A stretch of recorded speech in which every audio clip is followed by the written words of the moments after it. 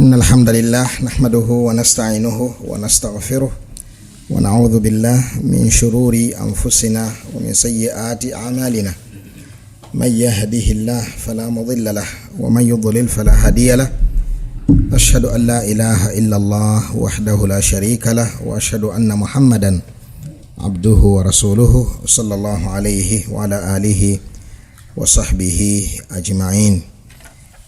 tumaze okuwulira omukaddima ogw'ekitabo kyaffe kino, omukaddima ogwawandiikibwa muallifu yennyini Sheikh Muqbil ibn Hadi al-Wadi'i alayhi rahmatullah. Era nga abayizi we bali wano bangi ddala: muganda waffe Ali Kirima, muganda waffe Muhammadi Tamusuza, muganda waffe Abdurrahman ibn Sheikh Abi Bakari Muhammad Serunkuma, muganda waffe Abdurrahman Sozi, muganda waffe Shaddad Aus Nasif hafidhahullah, muganda waffe Safiyo Saleh, muganda waffe Imam Abdul Aziz Kalungi, muganda waffe Abdurrahman Muhammad Quraish, muganda waffe Sharif Wasakulu hafidhahumullahu jami'an, muganda waffe Abdurrahim ibn Abdillah, muganda waffe Hassan Kirima, muganda waffe Faruq Mabingo, muganda waffe Imran Muhammad, muganda waffe Abu Bakari Abu Ibrahim, muganda waffe Ibrahim, muganda waffe Luqman, muganda waffe Uthman, muganda waffe Jaafar, muganda waffe Sunna Media Abdul Fattah kitiibwa naye mulengera mu nsonda wali, muganda waffe Juma Said, n'abasomesa baffe ababiri atusomesa Sheikh Osama Burhan Sendagire ne Sheikh Habib Abdallah. Naam, katuyingira butereevu. Naam.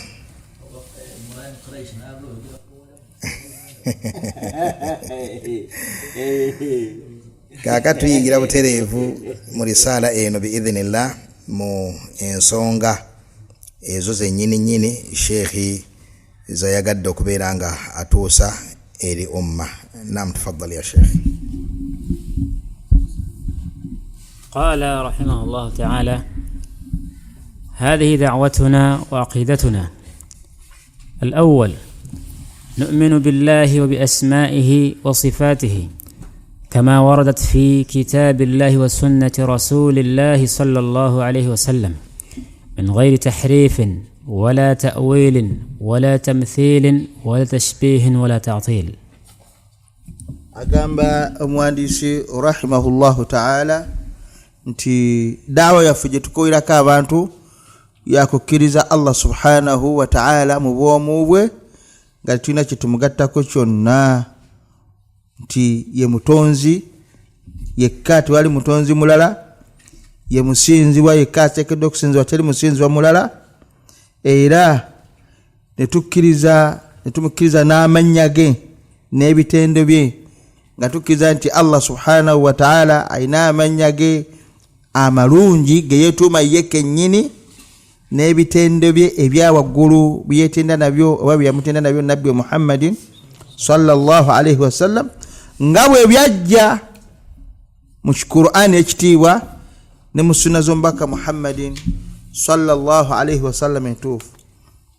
Min ghairi tahrifin, mu mannya gaago n'ebitendo bye tetulina kukola ki tahrif,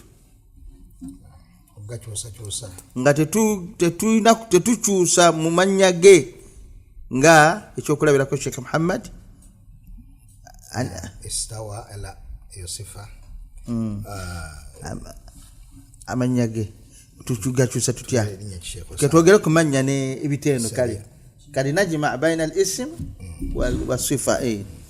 Naam, kati nga alquwa naima, nga ogamba nti Allah ayina amaanyi, bal yadahu mabsutatani ni'matahu.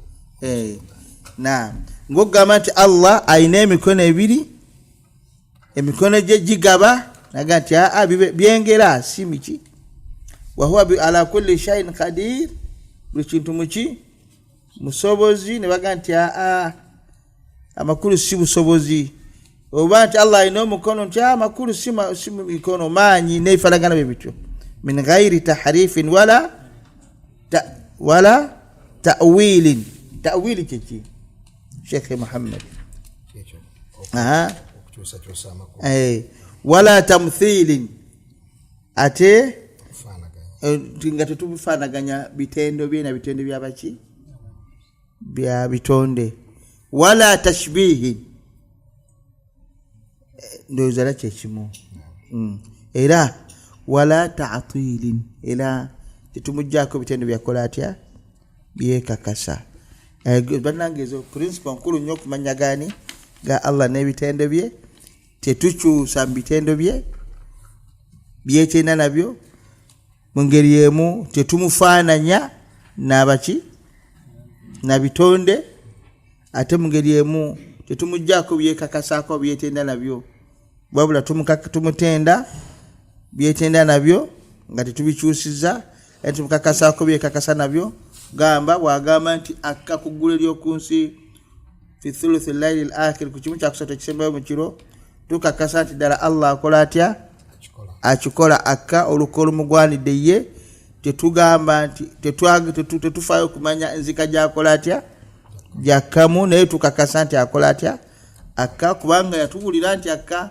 nti yatubulira nzika gyakola atya gyakamu tugenda n'ekyo kyatugambye tetukoya bwongo bwaffe na kunoonyereza nzika gyakamu bwatukakasa nti ayina entumbwe tukakasa nti Allah ayina entumbwe tetufaayo nnyo kumanya era kitwetagisa kumanya yenkana wa ntumbwe efaanana etya bwatugamba nti ayina emikono tukakasa nti Allah ayina emikono kyokka ate emikono egyombi gyaki gyaddyo tokoya bwongo okumanya gikola gitya ebiri gyonna nga gyaddyo n'ebitende birala Allah subhanahu wa ta'ala byakola atya byekakasaako. Ensonga eno ekwatagana ku aqida ya asma wa sifat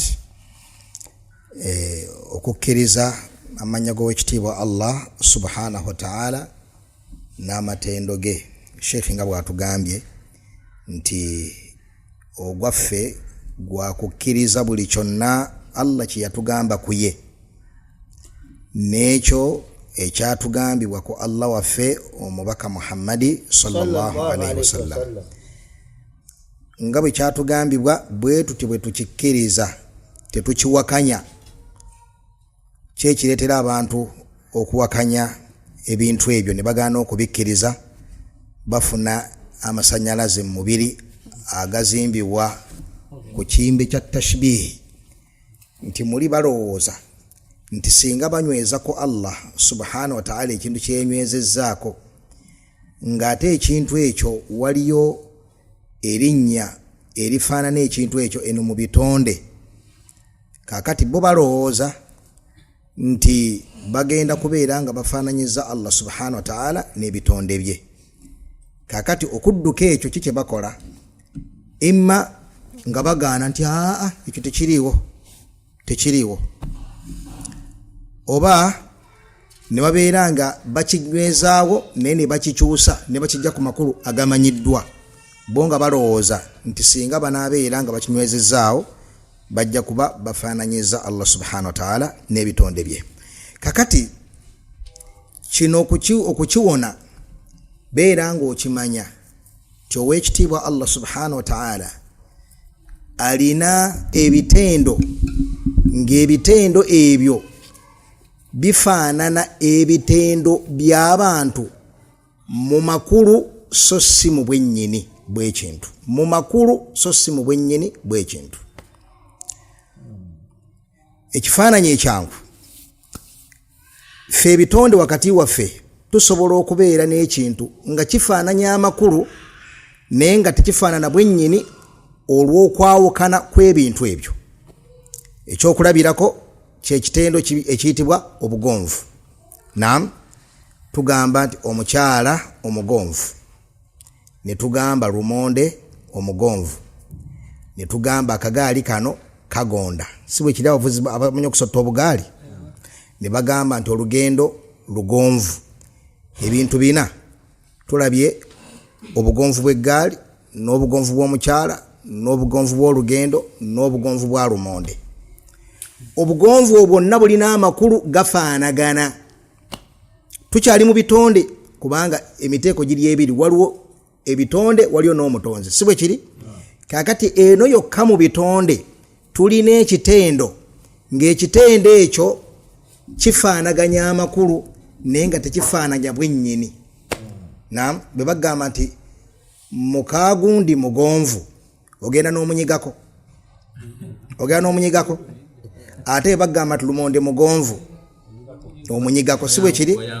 Aiwa, bwe bagamba nti olugendo lubadde lugonvu ng'olunyigako, ate bagamba nti eggaali ngonvu ng'oginyigako, yaani okasamba katambula, okasamba katambula tekakaluba, si bwe kiri? Akagaali olugendo lusanzeemu buzibu, naam, bwe bugonvu bwalwo. Obuwulize bw'omukyala bwe bugonvu bwe, yaani obwangu ge makulu agagatta obugonvu obuli mu bintu bino ebimeka ebina. Lumonde omugonvu omulya akwanguyira, si bwe kiri?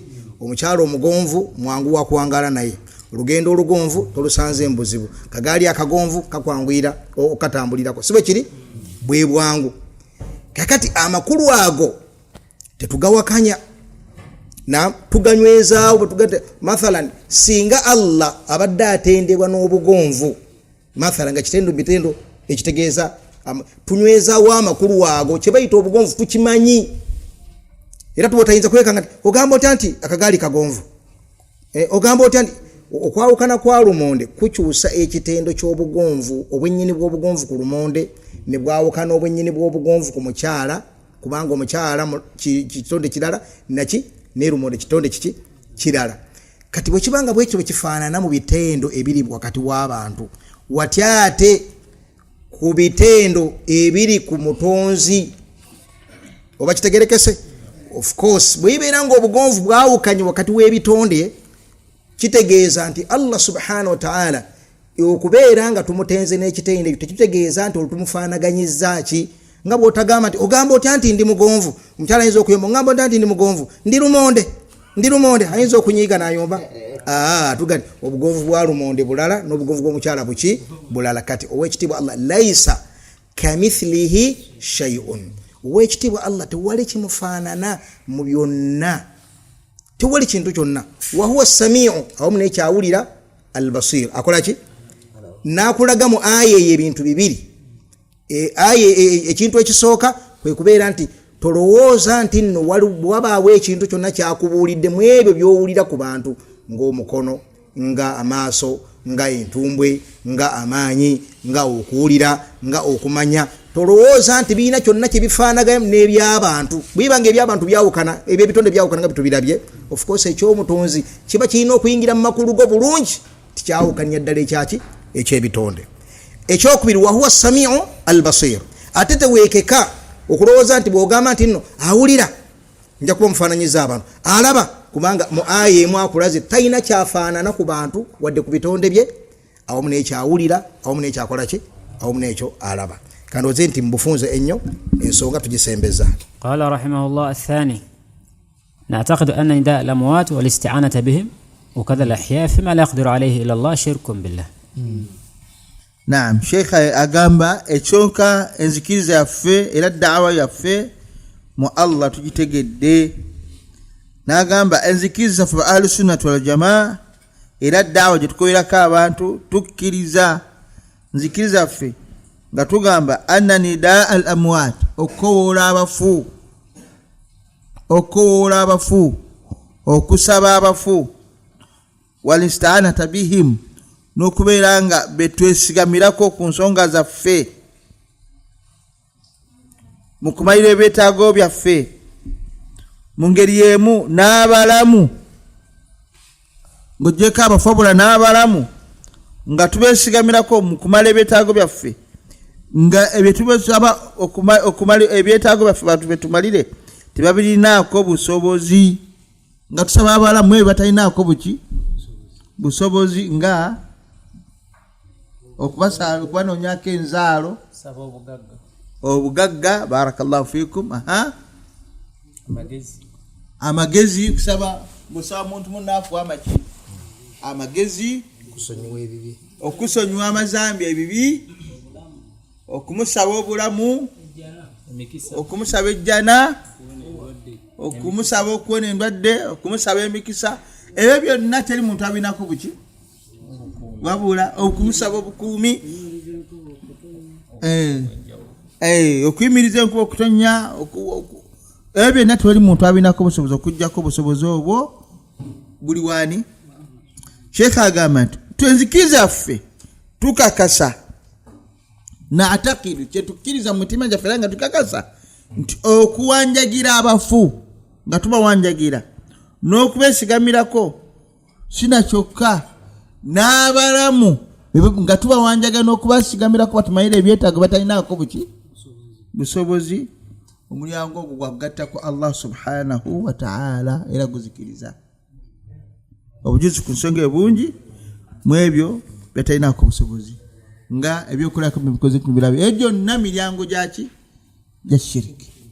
Na Sheikh Muhammad kimanyiddwa bulungi nti eddiini yaffe ey'obusiraamu ezimbiddwa ku tawhid, kwawula Allah tabaraka wa ta'ala, era ibadaati zonna ezisigadde eziri mu ddiini zijja luvannyuma lwa kwawula Allah subhanahu wa ta'ala. Nga n'okwawula Allah subhanahu wa ta'ala si yeri shahada y'abasamize abasiraamu bangi gye beetisse, bo nga tebakimanyi nti shahada gye beetisse y'abasamize. Yeetya bwe bagamba at-tawhid, okwawula Allah subhanahu wa ta'ala, bo bajjamu ekigambo Katonda ali omu. Ne bagamba nti olwo tawhid wakoze eki biwedde, Katonda ali omu. Munnange oba obadde tokimanyi, n'abasamiza abo abali awo bagamba Katonda ali atya? Katonda ali atya? Era mu ddiini y'ekisamize oba obadde tokimanyi, bagamba nti lubaale myoyo gya Katonda. Lubaale myoyo gya Katonda. Ye Katonda ali atya? Ne lubaale ono myoyo gyani? Gya Katonda. Kakati gwe omusiraamu bw'obeera mu ddiini, gwe omusiraamu bw'obeera mu ddiini ng'eddiini ye erimu just ekintu Katonda ali omu, gwe ngolooza nti tawhidi ye monotheism, naam, gye twenyumirizaamu ng'abaki? Ng'abasiraamu. N'okomaawo munnange ojja kwetikka eddiini ya Kabona Jjumba eya Budagaali, otambulenga nayo mu majuma, osalire okwamajuma, olire okuziyidi, gwe ngolooza nti oli muki? Munnaye golooza nti oli musiraamu. Ng'abasajja bano abashiriku bwe baga nti Katonda ali omu ne bitakoma, yani ne batandika okusinza bino bye bayita emyoyo gya Katonda. Kyono lubaale kibuuka mwoyo gwa Katonda, lubaale ddungu mwoyo gwa Katonda, lubaale gundi mwoyo gwa Katonda, n'ebira bingi ebifaanako bwe bityo. Naawe n'oga nti Katonda ali omu, n'osigala ng'olina amaanyi g'oweereza. Naam, n'abatathliith bakyogera. Kakati n'obeera nga wano tanulu okujja waliwo amaanyi g'osinzaawo g'olina okusalira gasiime ejje. Ennyumba ekizimbe kye eky'amaduuka okubaamu emikisa, olina okubaawo endiga gy'osalirawo awo, obeeka amaanyi g'osanyusaawo awo. Bwabaawo ebintu, omwana okufuna emikisa mu bufumbo, olina okubaako amaanyi g'oweereza mu ssabo. Wahakadha n'osinga nanga olina ebintu bingi by'oweereza wansi w'okwenyumiriza Katonda ali omu. Ffe bannannyini la ilaha illallah tugamba nti Katonda ali atya? Ali omu. Ojja kutembeya, ojja kutambula mu nsi weeyagaliire ku tawhidi w'abasamize, gwe ng'olowooza oli musiraamu, wagomaazibwa enkofiira empanvu ng'ey'abeene, n'olowooza nti bikoze bitya? N'olowooza nti biwedde, gw'owonye okavuddeko. Nedda munnange. Kaakati bino Sheikh byakulaga, naam, bino Sheikh byakola atya? Byakulaga, akulaga nti tekikoma kubeera ng'ogamba la ilaha illallah n'okwenyuma ffe tuli bannannyini la ilaha illallah.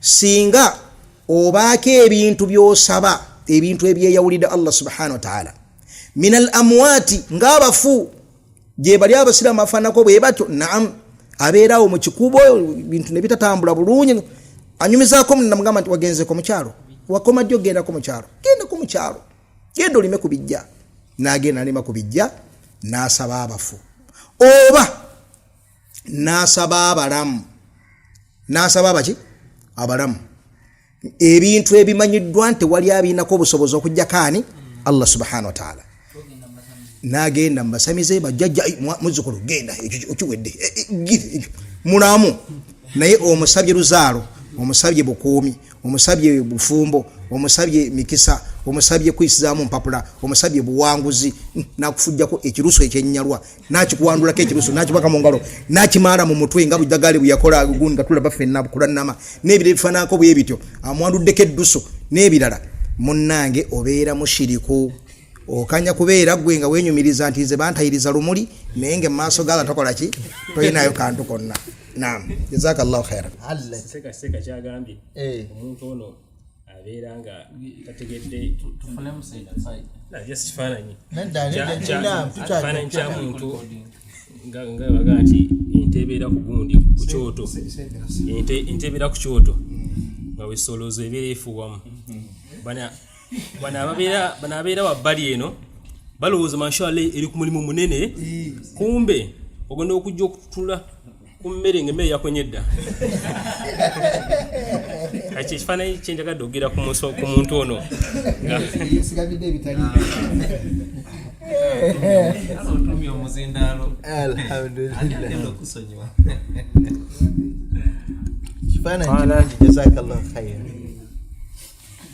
قال رحمه الله الثالث وهكذا العقيدة في الحروز والعزائم أنها تنفع مع الله أو من دون الله شرك وحملها مع غير عقيدة خرافة. نعم شيخ أجينا ماسو أتجهز enzikiriza yaffe era kyetukolerako abantu ba ahli sunnah wal jamaa ekyokusatu tugamba nti enzikiriza muyirizi n'ebintu abantu ebeesiba ebyenjawulo annaha tanfaa maa Allah tibigasa ne Allah ekatakola atya tagasa naye Allah waali naye lubaala embeera Allah tamala tanfaa maa Allah au min dunillah ani Allah ne batababya bisobola okukola ki abantu balina enzikiriza muziyirize ezo nitugamba nti omulyango ogwo gwa shiriki gwagatta ku Allah wa hamluha ma ghairi aqidatin khurafa omuntu okubanga yenzikiriza ye muziyirizi n'ebintu abantu ebeesiba omuli obukomo omuli obutiiti munyambeko ebyokulabirako mu bimanyi bulungi embira obutanga ewuzi ze basiba mbaana ku mikono ne mu biwato bakola bawula ekiwato nakani ne ku magulu waliwo seeka benalabako esaidi z'emasaka nga basiba obuveera mu biwatiro by'enkoko nga basiba obuveera mu biwatiro by'enkoko mbu nga batangira obulwadde obugenda okujja mu maaso. Obuso abantu beesiba simanyi bukola ki simanyi ebinamba byonna omulyango ogwo gwagatta kwani ku Allah subhanahu tebiina kyebigasa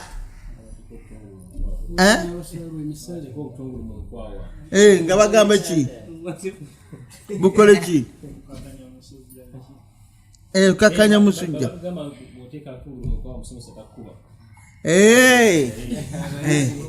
na nti omusomesa takuba oba okusiba ebifundikwa byebisubi nti onotuuka kikeereza omusomesa ebyo byonna miryango gyaki gya shiriku era omuntu okwetika enzikiriza eyo ebeera khurafa tuvunitya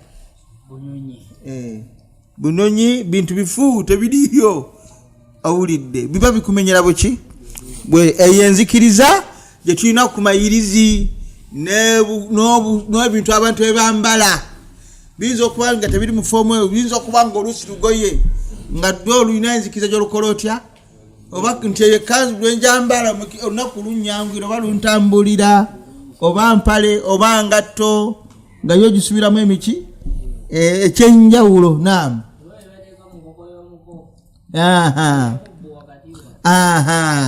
Oba ebiteekebwa mu nkoko z'abako nti bikuume amaka n'omukwano wakati, busige n'omukwano wakati w'abavumu babiri, ebyo byonna bifu bya kifere tebiriyo. Ebyo byonna mirango gya shirku billahi ta'ala. Naam. Eyenzikiriza okumeka eyokusatu. Naam. Okwongera katono ku nsonga eyo eyokubiri n'eyokusatu, kuba eyokubiri badde ekwatagana ku nidaal amwaat, okusaba abafu, kubasaba ebyetaago, wal isti'anatu bihim, era makulu kubeeyambisa mu byetaago, wakadha al ahya, n'abalamu naye kebyo bye batasobola.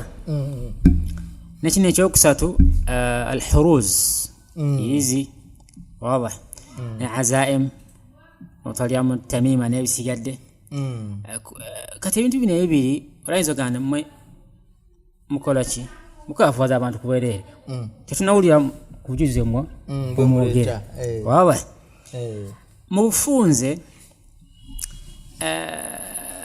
al-isti'ana nidaa al-amwaat wal-isti'ana ila akhirih.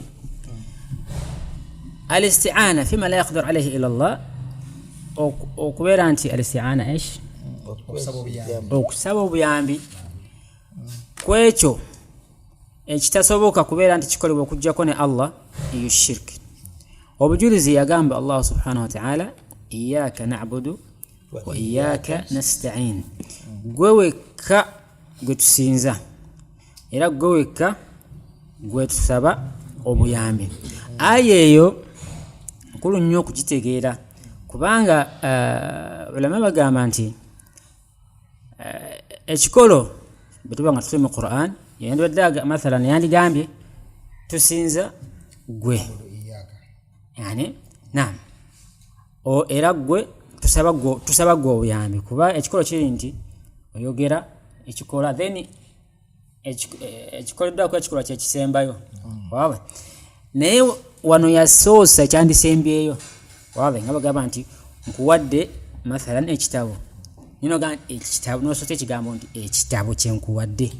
Waaba kati Allah yasoosa ekyandisembyeyo, bayagamba nti iyyaka na'budu, gwe wekka gwe tusinza, wa iyyaka nasta'in, era gwe wekka gwe tusaba obuyambi. Nekitegeeza ki abasoma erimu ya lugha, okukulembeza ekyandisembyeyo. Lwaki aba akikulembeza so nga kyandisembyeyo akikulembeza liifadati al-hasr, amakulu kubeera nti makomeke, kubeera nti ategeeza ki iyyaka na'budu, gwe wekka, kitegeeza atali gwe tetumusinza, tetumusaba buyambi. N'ensonga eyo akikola kwatali Allah aba akoze ki, kubanga kitegedde mu aya nti okusinza n'okusaba obuyambi kulina kuba kwane kwa Allah yekka subhanahu wa ta'ala. Kati bw'osaba ekirala nga singa osinza ekirala oba okoze shirk, nabwo ekityo al-isti'ana era oba okoze ki, oba okoze shirki. Qala ar-rabi' na'khudhu bi dhahiri al-kitabi was-sunnah wa la nu'awwilu illa bi dalilin yaqtadi at-ta'wil min al-kitabi was-sunnah. Sheikh agamba enzikiriza yaffe era daawa yaffe ba ahli sunna jamaa, enzikiriza yaffe gyetulina okukkiriza nayo, tutwala makulu ag'okungulu agajja mu Qur'ani ne mu hadisi z'omubaka Muhammadin sallallahu alayhi wa sallam, era tetuvunula makulu ag'okungulu agazze okujjako nga waliwo obujulizi okuva mu Qur'ani oba mu sunna obugavunula okugajja kwago ag'okungulu getukola ki, getulaba. Tetuvunula aya ya Qur'ani nga tujja ku makulu gayo ag'okungulu agalabwa ne tugivunulamu ekirala okujjako nga waliwo era bujulizi okuva mu Qur'ani oba mu sunna obutulaga ekyo. Amma ffe okusinziira awo tugamba nti Allah yali ategeeza kino, nga ayogedde wano ategeeza kino ffe ba ahli sunnati wal jamaa si bwe tutegeera ekitabo kya Allah subhanahu wa ta'ala ne sunna z'omubaka Muhammadin sallallahu alayhi wa sallam. Naam, ensonga eno yeeyongerako omuwandiisi waffe ayagala okutulaga ebibinja ebyabula olw'okujja Qur'ani ku makulu gaayo ag'okungulu bal ne ahadithi z'omubaka Muhammadi sallallahu alayhi wa sallam. Bawula bagamba nti dhahiruhu muraduhu ekikolo ku wahi ya Allah tabaraka wa ta'ala gye yassa ku bantu bamusinze nayo byennyini nnyini nga bwe yabitugamba kungulu kyekigendererwa kyennyini nnyini ekiri mu bigambo ebyo Allah subhanahu wa ta'ala byabeera ayogedde oba omubaka we Muhammadi sallallahu alayhi wa sallam. Nikitegeeza nti okwata ekintu okukijja kungulu olina okubeera nga olina obujulizi obulaga nti wano nno ate ku luno si kyekibadde kitegeezebwa mu nsonga eno wadde nga ezze bwetyo kungulu bwekola etya bwefaanana. Basahaba bajja eri omubaka Muhammadi sallallahu alayhi wa sallam nga bawulidde ayati ezisembayo mu surat al-Baqara lillahi ma fi samawati wa ma fi al-ard wa in tubidu ma fi anfusikum aw tukhfuhu yuhasibukum bihillah fayaghfir liman yasha wa yu'adhibu man yasha wallahu ala kulli shay'in qadir. Bajja nabi sallallahu alayhi wa sallam nga balaba nti aya eyo ebasusseeko okubeera nti ow'ekitiibwa Allah subhanahu wa ta'ala ebiri mu mutima abibabalako n'ebyolese kungulu abibabalako, yani amru azim, bakitegeera mu ntegero yennyini nyini yaki ey'okungulu. Naye ow'ekitiibwa Muhammadi sallallahu alaihi wasallama yabaga nti mwagala gamba nga abaana ba Isirayiri bagamba nti sami'na wa asayna, tuwulidde tujeemye, mugambe nti tukkiriza sami'na wa madha wa ata'na wa qalu sami'na wa ata'na ghufranaka rabbana wa ilayka al-masir. Ow'ekitiibwa Allah subhanahu wa ta'ala nabeeranga yassa aya eyaddako awo la yukallifu Allahu nafsan illa wus'aha okutuusa aya gyezikoma.